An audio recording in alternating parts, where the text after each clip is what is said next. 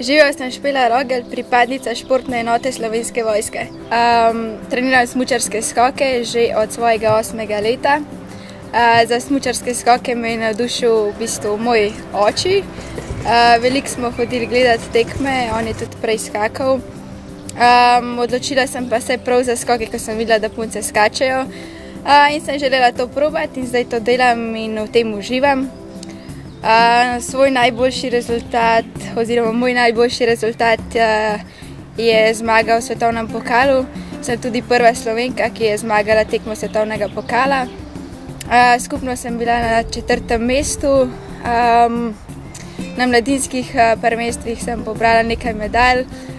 Ekipno smo bile prve, druge in tretje, posamezno pa sem bila tudi druga. Treningi, sploh v poletnem času, so zelo naporni, vzamejo veliko časa, pozimi pa veliko potujemo po tekmah, zato mi podpora oziroma zaposlitev v Slovenski vojski daje neko socialno varnost, da lahko mirno treniram in se posvetim samo svojemu športu, kar me zelo veseli, da imam lahko fokus res samo na tistem, kar rada počnem.